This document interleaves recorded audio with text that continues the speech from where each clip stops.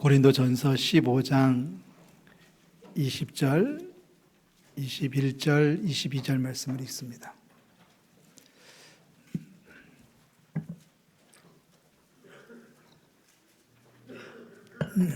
다 같이 읽겠습니다. 그러나 이제 그리스도께서 죽은 자 가운데서 다시 살아나사 잠자는 자들의 첫 열매가 되셨도다. 사망이 한 사람으로 말미암았으니 죽은 자의 부활도 한 사람으로 말미암는도다. 아담 안에서 모든 사람이 죽을 것 같이 그리스도 안에서 모든 사람이 삶을 얻으리라. 아멘.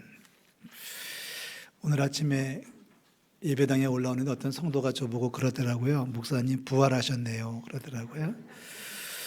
그래서 예수님의 부활에 비교할 건 아니지만 그래도 다시 돌아와서 강단을 지킬 수 있음에 감사를 드립니다. 심려를 끼쳐드려서 죄송하고요. 또 기도해 주시고 응원해 주신 모든 분들에게 감사의 인사를 드립니다. 우리 유 목사님 고생 많으셨고요. 또 우리 마음고생하신 분들 많이 계신데 지금 이렇게 말하는데 지금 저게 뭔 소리요 하는 분들이 계실 거예요.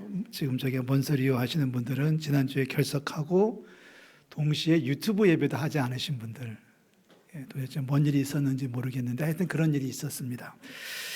다시 한번 죄송하게 생각하고요. 또 감사를 드립니다. 다른 거는 다 괜찮은데 목이 계속 잠기는 것 같아서 좀 조심하고 있습니다. 조금 더 얘기를 하자면 조금 어리버리해진 것 같아요, 제가. 그래서 잘 못 알아보고 순서가 틀리고 그러니까 어떤 분하고 얘기하면서 제가 좀 어리버리해진 것 같지 않아요? 오늘 계속 1부, 2부 예배 때 계속 누가복음 15장이라고 했거든요. 3부 예배 때는 맞췄죠, 그래도요, 그죠? 그랬더니 옆에 있는 한 분이 저한테 이렇게 얘기하셔서 제가 충격을 받아서 고민하고 있습니다. 목사님 원래 어리버리해요, 그러더라고요. 저는 그래도 샤프하다고 생각했는데 원래 어리버리하다. 제가 막 아멘 하신 분 누구예요 지금? 네.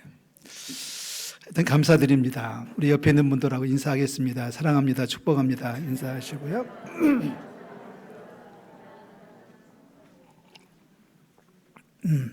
아마 다음 주, 빠르면 다음 주, 늦으면 그 다음 주부터는 주보도 안 놓을 거예요. 그냥 다 오셔서 예배하시면 돼요. 그런 날이 올 줄로 믿습니다. 마스크 쓰고 예배하는 것은 당분간은 좀 계속될 것 같고요.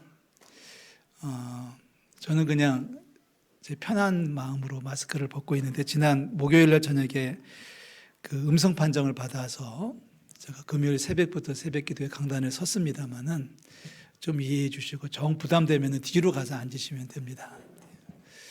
저를 사랑하시는 분은 앞으로 오실 줄로 믿고요. 이 성가대 다시 한번 큰 박수로 격려합니다.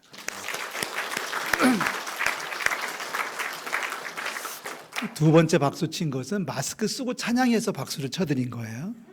네, 좀 어렵습니다. 굉장히 어렵고요. 저보고 하라고는 저는 못할 것 같습니다. 전 못합니다. 그래서 제가 성가대를 안 서는 이유가 거기에 있습니다.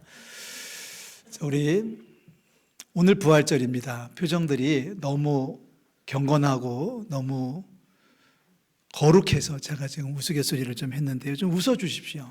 오늘은 마음껏 웃으실 수 있는 날입니다. 할렐루야.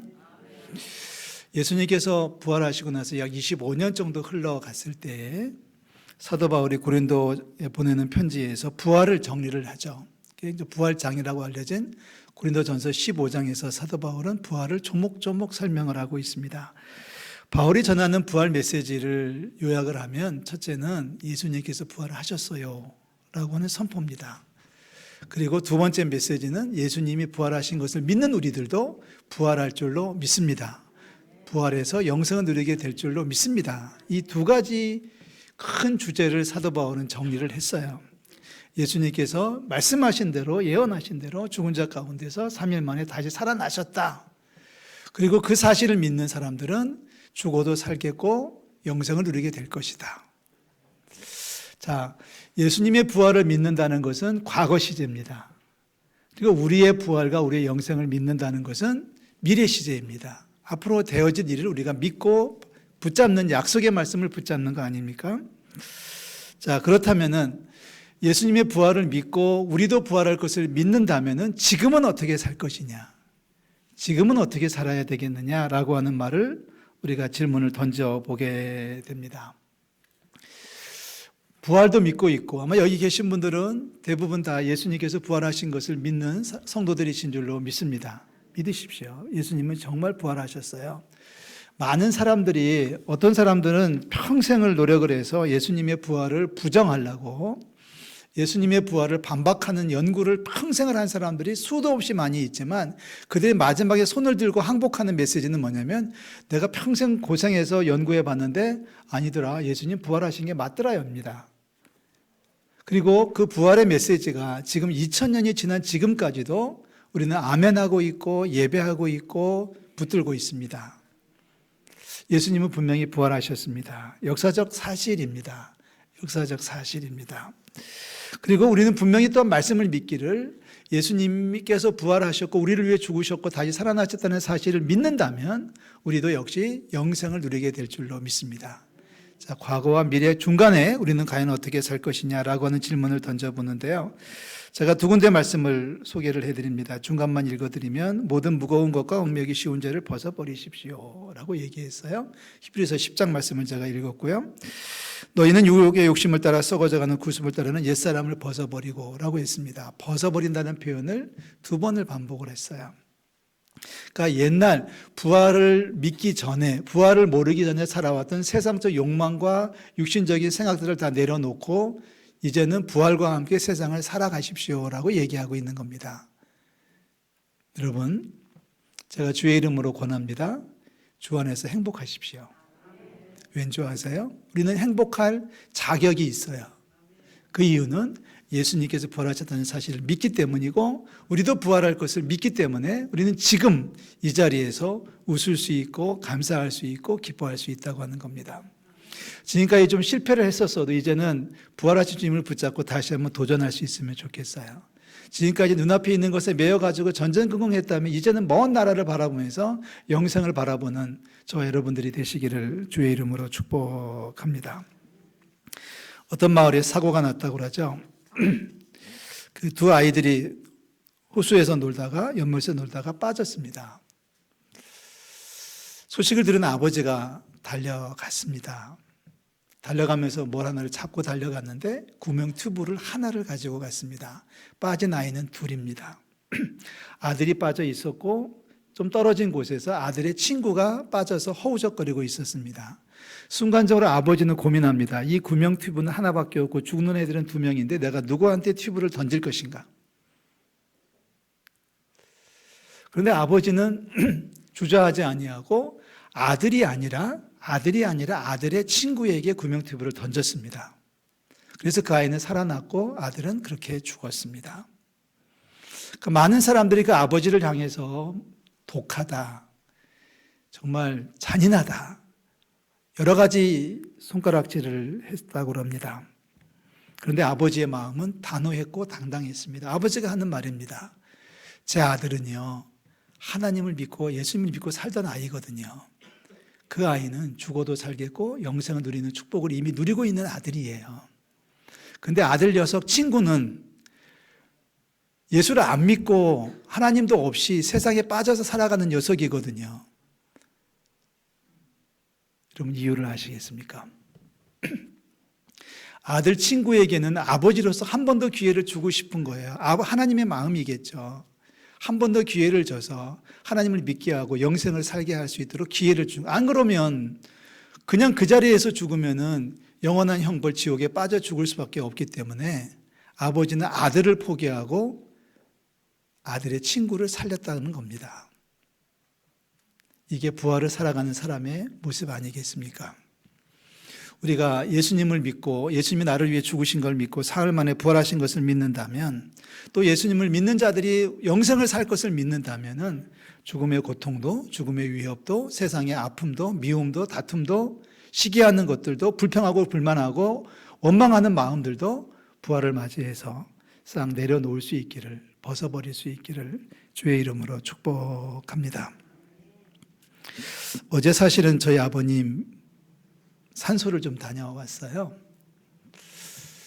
오래전부터 약속을 해놓고 이제 저희 할아버지, 할머니, 저희 아버님이 길이 비슷해요. 그래서 저희 형이 꾀를 내가지고요. 산소에 가서 예배하는 거로 올해는 뚱치자. 뚱친다는 게 무슨 뜻인지 제가 해놓고도 제가 놀랐네요. 그러니까 모이기 힘드니까 대신에 산소에 가서 예배하고 성명하고 거기서 예배하는 것으로서 올해는 그렇게 넘어가자 그랬습니다. 한 10년 전에 저희 아버님 돌아가셨을 때 그 마지막 모습을 지금도 잊을 수가 없습니다. 그 급성 폐렴을 앓으시면서 중환자실에 연배가 비슷한 두 할아버지가 동시에 입원을 했습니다. 두 분이 나이도 비슷하고 병도 똑같은 병인데 두 분이 들어가서 한 열흘 정도 중환자실에서 앓으셨습니다. 목사님이 오셔서 기도해 주시고 성도들이 기도해 주시고 저희 자녀들이 열심으로 기도하고 섬겼습니다. 그런데 열 이틀 만에 하나님이 둘 중에 한 분을 불러가셨어요. 기도도 안 하고 목사님도 찾아오지 않는 그 할아버지는 하나님께서 살려주시고요. 저희 아버님은 데려가셨어요. 조금은 당황스러웠습니다. 그날 저녁에 장례식을 치르는 그날 저녁에 저희 누님들하고 만나서 자리를 같이 해서 얘기를 들었습니다. 나눴습니다. 야, 너 목사잖아. 너 목사로서 어떻게 이거를 이해할 수 있니?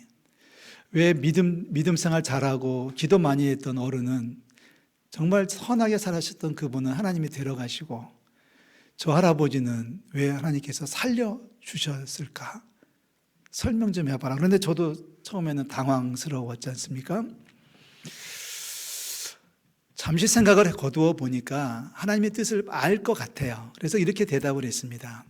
하나님께서 우리 아버지는 데리고 가시면 천국으로 데리고 가시는데 저 할아버지는 데리고 가시면 지옥에 떨어질 것 같으니까 하나님이 사랑이시잖아. 하나님이 사랑하시니까 저 할아버지에게 기회를 한 번 더 준 거야. 회개하고 돌아오라고 예수 믿으라고 기회를 한 번 더 준 거. 아니면은 그대로 거기서 그 생명을 끊으시면 그 할아버지는 영원한 형벌 지옥에 떨어져 멸망받을 게 뻔하기 때문에 그 영혼은 하나님께서 한 번 더 기회를 주셔서 빨리 나와서 돌아가가지고 세상에 나가서 예수 믿고 교회 잘 다니다가 다시 그때 와서 부르면 할렐루야 찬송하면서 오시오 하고 보낸 거고, 저희 아버님은 안타깝지만 준비가 되셨기 때문에 하나님께서 그냥 거두어 주신 거야. 저희들 그렇게 위로를 하고 넘어왔습니다. 그런데 지금 생각해도 그 말은 맞습니다. 여러분, 부활입니다. 아멘. 부활을 즐기십시오. 부활을 누리십시오. 예수님께서 부활하셨던 역사적 사실을 믿는다면 우리도 부활할 것을 붙잡고 지금 부활을 살아가는 우리 성도들 되시기를 주의 이름으로 축원합니다. 세상 아쉬움, 미움, 다툼, 불평, 불만하는 것들, 원망하는 것들 얼마나 많이 있어요. 과거에 몇 번 해봤다가 실패한 것들도 있고요. 속상한 일들이 얼마나 많이 있으면 그런 거 붙들고 살아가다 보면은 인생 너무 덧없이 살아가는 거 아닐까요?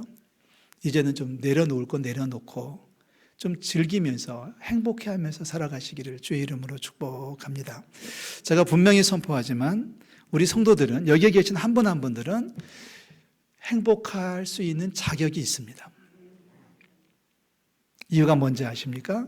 돈이 많아서도 아니고 지체가 높아서도 아니고 얼굴이 예뻐서도 아니고 예수님이 부활하셨다는 것을 믿고 예수님께서 우리를 부활로 인도하신다는 사실을 우리가 소망하고 붙들고 살아간다면 지금 이 자리에서, 지금 우리가 머무는 바로 그곳에서 마음껏 웃을 수 있고 기뻐할 수 있고 그리고 즐거워할 수 있는 자격이 주어졌다는 거예요. 딱 하나예요. 예수님 때문에. 우리 싸우지 말자고요. 우리 서러워하지 말자고요. 우리 누구 미워하지 말자고요. 예수님 우리를 살려주셨는데, 우리를 살려주실 텐데, 영생으로 인도하실 텐데 믿음 안에서 행복하게 살아가는, 지금 살아도 지금 죽어도 주님께서 우리를 거두어 주신다고는 사실을 믿는다면 우리 죽음 앞에서도 당당할 수 있기를 주의 이름으로 축원합니다. 하나님께서 우리를 사랑하시는 줄로 믿습니다.